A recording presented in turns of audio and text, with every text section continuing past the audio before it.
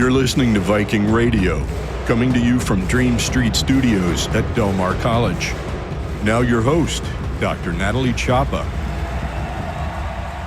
Good morning, Coastal Bend.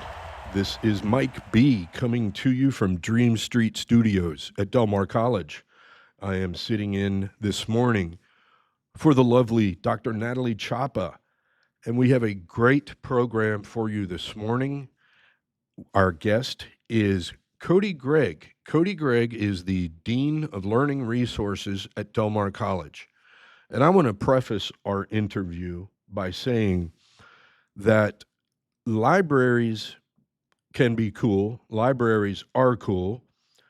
And if you haven't been to Del Mar College lately, we have perhaps the best library in the city of Corpus Christi. It's called the White Library. It's on the Heritage campus. But it's not the only library that Del Mar College operates. We have a library on all three of our campuses, and Cody Gregg oversees these libraries. This guy knows about libraries, and he knows about providing the best services possible for students of any age. Welcome, Cody. Good morning. Thank you. Good morning. I appreciate it. Thank you. Cody is also an aficionado of 80s hair metal bands. So that's my reminder to ask him about that after we delve a little bit into the subject of libraries. Cody, I was telling you a little while ago that I was a student at Del Mar College in the 90s. Also, Rob, our sound guy, was a student here in the 90s. We've been to the White Library. I've been there to basically check out books and to read books as a student. But let me tell you, the White Library now, today, is not what it was in the 90s. Isn't that right, Cody? That's right. The late 1990s kind of saw a transition in libraries, especially in academic libraries like the William F. White Jr. Library, in that they moved from those spaces that you were talking about, which were just silent study spaces with the stereotypical librarian that would always be shushing people and where people would be checking out books, to first what was called an information commons and then later what became known as the learning commons. And that was the model that we followed for the William F. White Jr. Library as well as the Oso Creek Campus Library when we built that library. And the theory there is that libraries become much more social space. We're seeing, and we have seen over the last 20 to 30 years, much more much more collaboration and cooperation among students in terms of their assignments. They may have group assignments that they have to present. And the library had to evolve to become a space where they could collaborate and work on those things. And so it became a much more social space. It became louder, which was difficult for some librarians to deal with, I'm sure. And so it really was an evolution where technology and collaboration and a much more social space came into play. And I see that every time I go into the White Library on the Heritage campus. All you have to do is walk in those doors. First thing you see are couches, tables, comfortable seating everywhere. You see a coffee bar, and which also serves snacks, I believe. It's just so much more than a library. I see the evolution that you're talking about. And the White Library is so much, it has way more than books, right, Cody? It has the Stone Writing Center. It has the Testing Center. It has art. There's an art gallery, if not more than one. Yes, there's a sculpture gallery. Sculpture gallery, okay. And what I love to see are the students hanging out there. Whether they're chatting or having a coffee or actually doing work for their classes. It really is just a comfortable place. That was very much our intention. As we went through the design process for the White Library, one of the first things that I said to the architects was that first floor should feel like the living room of the campus. It should be a space where people can go, they can sit down and they can just relax between classes. They can get that coffee, sip on the coffee, relax, or they can pull out their books, they can study, they can do their work, but do it in a relaxed atmosphere that's comfortable and welcoming. You have achieved that goal, let me tell you. And in 2024, 2 years ago, was the conclusion of the renovation of the White Library, and that brought it to its present state, right? That's correct, yes. Thanks to a capital bond that really enabled Del Mar College to turn that library into something special. And we can't talk about the White Library without mentioning the fifth floor, right? The fifth floor has wraparound floor to ceiling windows. So you get a panoramic view of Corpus Christi, which is spectacular, right? I mean, It's that's beautiful. It is actually just it's gorgeous up there. inspiring, right? It really is. And Yeah. that was Dr. Mark Escamilla's vision for the library. He was a student here just like you were. And when he would go to the fifth floor, there were only these little windows, these tiny little windows in the corner of the building. And his vision was to open that up, to give that space back to the students so that they could see the beauty of the city. And the view from up there is absolutely gorgeous. I want to sneak in one time during July 4th because I think it would be amazing to see the fireworks Oh, downtown yeah. from the fifth floor. That's a great idea. Absolutely. Um, but we want to give love also, Cody, to the other libraries. On the Windward campus, we have the Coleman Center, which is, or no, I'm sorry, It's the Barth Learning the Resource Barth Center. Learning Resources Center. Pardon me. I've been in there, and that's a great space. I love to see Lisa Meulenberg over there. She's always It's also in transition. There's improvements happening That's currently right. right there. That's right. What are you So doing over there? we have reduced the size of the book collection. You know, obviously over the last 20 to 30 years, circulation of books has really declined as we have added more and more electronic resources and databases that are, you know, a little more instantaneous and you can search those easily. So books have become a little less important in the libraries, and so we've reduced the size of the collection, and so we're currently in the process of moving some of the bookshelves around to open up the space a little bit more, rearranging the furniture. We haven't had money to do a renovation like we did with the White Library, but we're doing everything that we can to make that space more welcoming for students. Another thing that we've done over there in our study rooms is that we have added technology. We've added 4 screens in 4 of the study rooms where students can connect their device and collaborate as they study in their groups there in the Barth LRC as well. Outstanding, outstanding. And that the Barth Learning Resources Center is right there at the main entrance to the Windward campus off of Old Brownsville, and it's a wonderful resource for our students, and also at the Oso Creek campus, that library is beautiful. It's just brand new, of course. It's state of the art, right, Cody? It is. And I've seen students in there, and it's silent. That's what I love about It it. is a very quiet library. Yeah. It was designed much like the William F. White Jr. Library. There are 3 floors to the library. So the first floor was designed to be a louder, collaborative floor. However, over time, it's evolved, like you said, and it's actually a pretty quiet space. On the first floor, it's very open, lots of windows. There's collaborative furniture. There's individual furniture. There's comfortable furniture, comfortable seating, soft seating there as well. And then as you move upward on the second floor, that's where the Stone Writing Center for the Oso Creek campus is located. They're Oh, located. okay. I didn't know the Stone Writing Center is at Oso Creek also. Yes, so Okay. they're on the second floor in the library.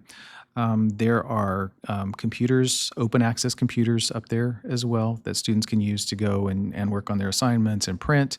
There's a large collaborative group study room, and then there are some smaller study rooms on the second floor. And then the third floor is where the book collection is. It is obviously much smaller than the one at the White Library or at the Barth Learning Resource Center. It is located on the third floor, and that's our more silent floor. Most of the furniture that you'll see up there is individual for individual students to study, individual study carols and that kind of thing. We have several more study rooms up there as well.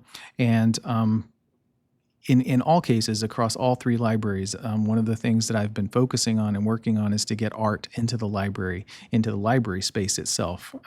As you mentioned earlier, we have the sculpture gallery at the White Library, but the actual library spaces themselves, wanting to have some artwork in there. And so Why is it important to have art in a library? it's a matter of inspiration, right? We're a higher ed institution, and that's what we're all about. We're about learning. We're about inspiring. We're about creating, and to me, it's what that space needs in order to spark that creativity, to spark that love for learning in students, and so that's been one of my focuses for the libraries. We've done some interesting and fun stuff over there at the Oso Creek campus. Right as you come off of the elevator and you look kind of to your left, there's a silent study room.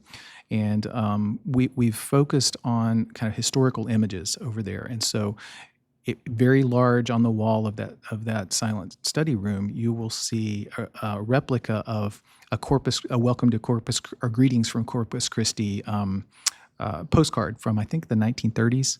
Love it. And it's actually really beautiful. And then if you look to your right, there are some historical photos that we blew up to a large scale. Those are nice. Yes, Rob and I have seen those. Yeah, they're absolutely stunning. The first one is the opening of the port of Corpus Christi. It's the first ship going through the Bascule Bridge when that was built. The second one is just beautiful, and it's a piece of Corpus Christi history that not a lot of people may be aware of. So it's a picture of the Blue Angels flying, and you can see downtown Corpus Christi in the distance behind them. And the Blue Angels were stationed at the Naval Air Station in Corpus Christi from 1949 to 1952. I did not know that. And so that's an image of the Blue Angels flying over Corpus Christi when they were actually based out of the Naval Air Station. Wow. Outstanding. Rob's not going to be happy until you have an old photo of Whataburger in the library. I think we can do that. Let's talk about that, Rob. Oh yeah, most definitely. I really appreciate that, Cody. You and I were talking about a third space, a concept called a third space that I thought was super interesting. Tell me about that. So libraries are what some people will call a third space, and that's a space where people go for communication, interaction, collaboration. The first space being the home, the second space being work, and then the third space are those spaces outside of the work and home where we go and interact with other people. Think of coffee shops, like churches, things like that, and libraries, as I mentioned with that concept of the learning commons, libraries have really kind of gained importance and prevalence as an important third space, especially on college campuses. We really designed that White Library to be the hub of this campus, and that's what we wanted, was that space where people could go and interact and collaborate. Faculty could go and meet students from their courses, outside of class if they'd like. Students can interact together. We have game nights. We have board game nights. We have video game nights where people can just get together and have fun and relax and de-stress. And so yeah, libraries have kind of gained prominence as a third space, and that was really at the forefront of my thought when we were designing this library. Wow, you've knocked it out of the park. Absolutely, and that must be gratifying to be um, the architect. Uh, not technically the architect, but it sounds like you were the architect of this. It's something in my career that unexpectedly has become something that I've really come to love. In my previous position before coming to Del Mar College, I was at South Texas College in McAllen, and we built two new libraries from scratch there. We renovated and added on to a third library, and that whole idea of library design and bringing older, outdated libraries into the 21st century as these collaborative spaces really became something that I loved. And truth be told, renovating that white library was the reason that I applied for the job at Del Mar Really? College. Is having done that at South Texas College and liked it so much, I wanted the opportunity to renovate a library like the White Library. Like a dream come true, right? Dream come true, absolutely. That's really inspiring. We'll be right back. This is where you want to dream, to grow, to graduate and succeed.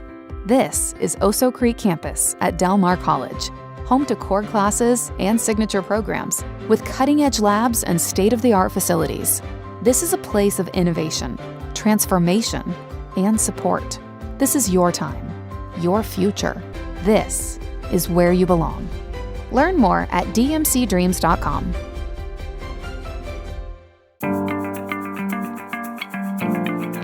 This show is a production of Del Mar College, where advising and registration are underway for fall 2026 classes. Earn a certificate, associate's degree, or bachelor's degree for your dream career. Visit delmar.edu/registration.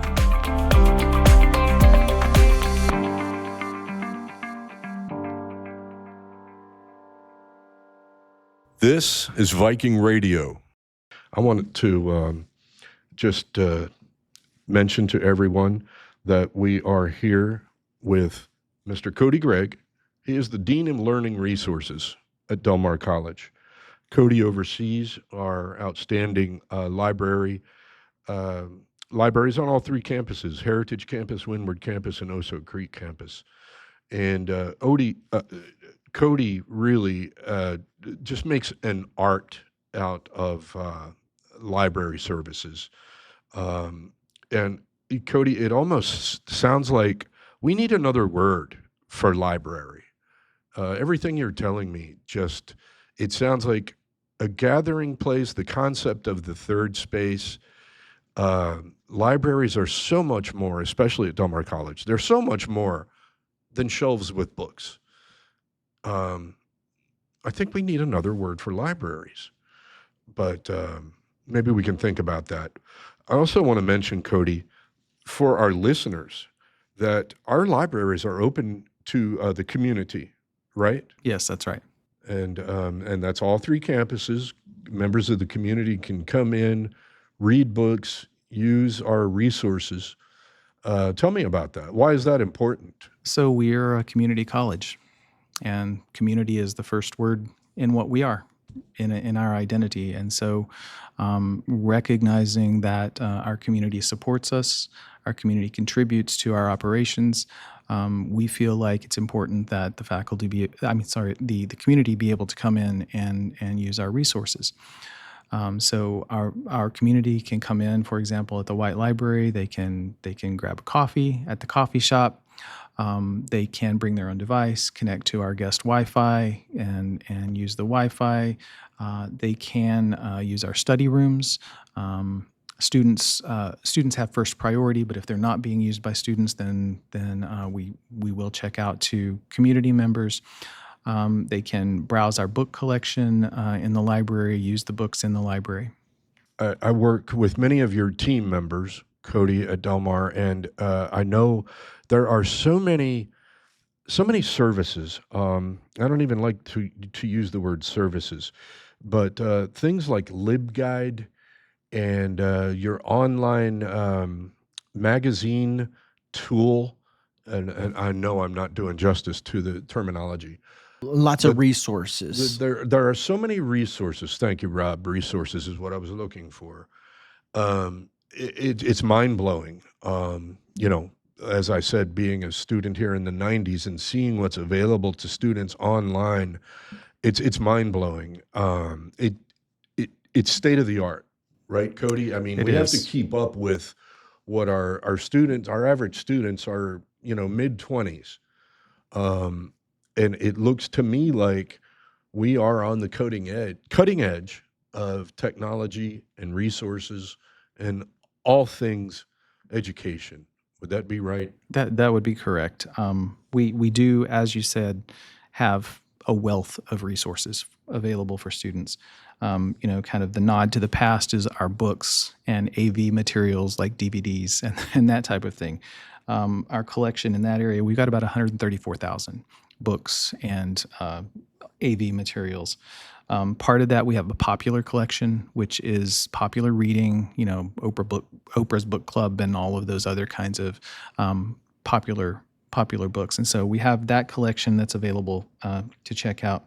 We have 130 different research databases covering all of the various academic disciplines that are taught here at Del Mar College.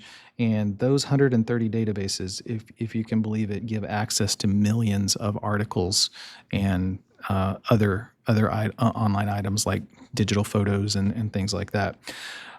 We have streaming video through Canopy and through Swank, and so those are motion pictures and academic video.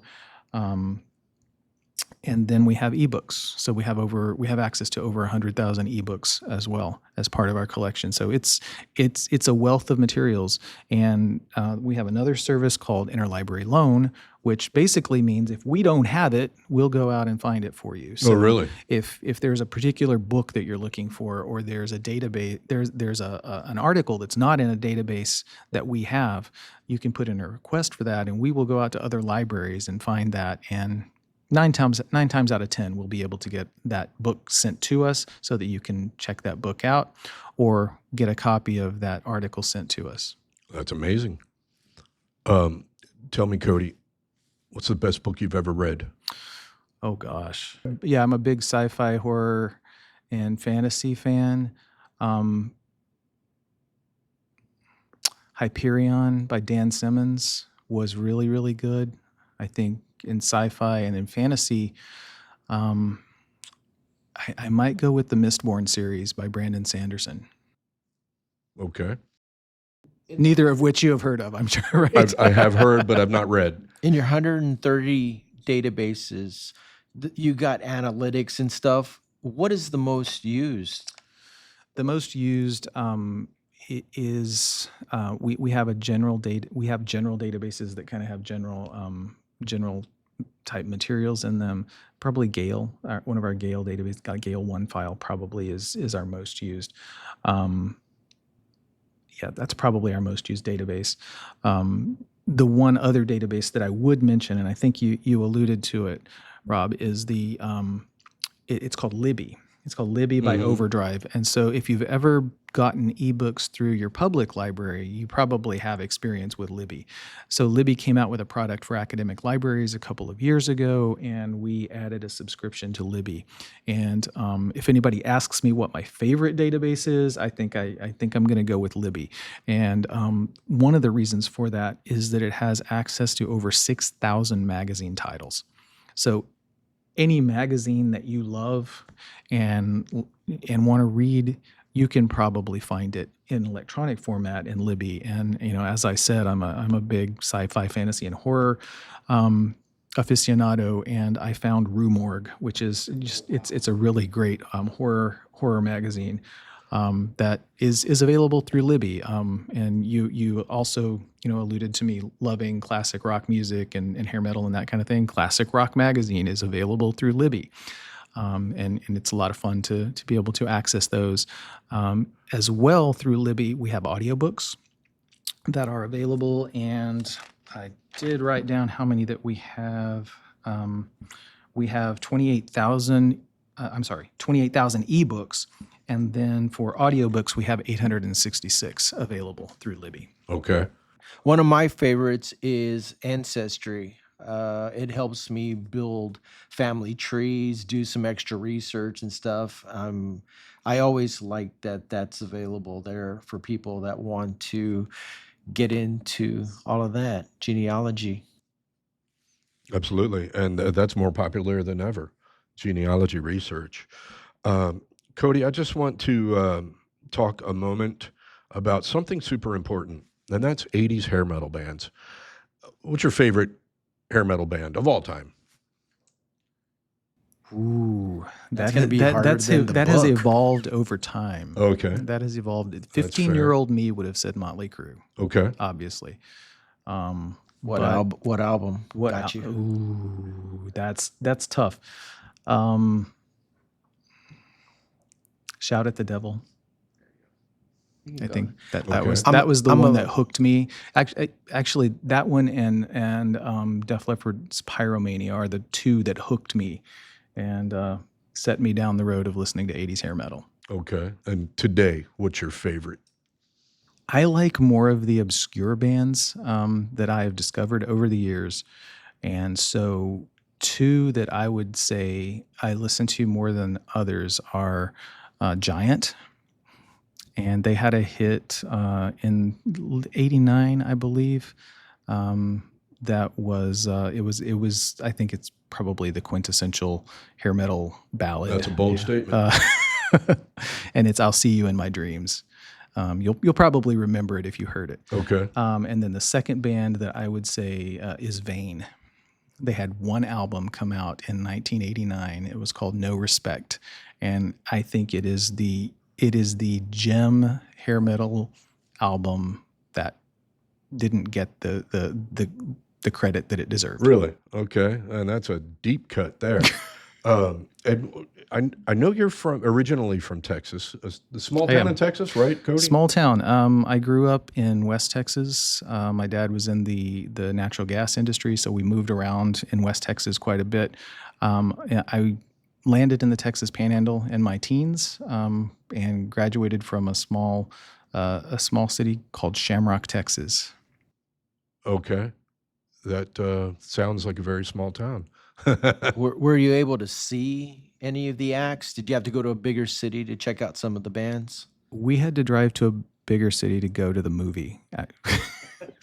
No, not really. We had the Texan Theater in Shamrock, and they would show movies on the weekends. But yes, to see the bands, the closest city to us where bands would tour was Amarillo, and so it was about a 90-mile drive. So we would drive about an hour and a half to see the bands, to see them play.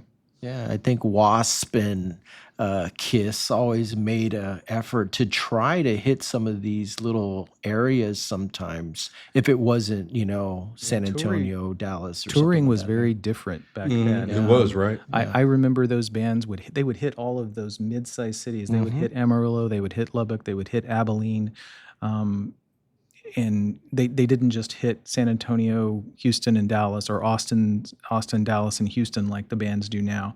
The tours were much more, I guess, prolific. You're right. Back in the day, and so yeah, I would get to see them at those smaller venues there. So I even saw Pat Benatar in San Angelo, Texas, at one point in time. All right. Awesome. Well, I just want to wrap up, Cody, with my personal shout out to your team. I work with a lot of the people on your staff, and they're my favorite people to work with. They're so personable. Number one. Number two, they're always helpful with me. All of them. Lisa Moylenberg, Kathy Westergren, and just a whole list of other people. You've got a great team. Thanks, Cody, for joining us today. All right. Thank you very much.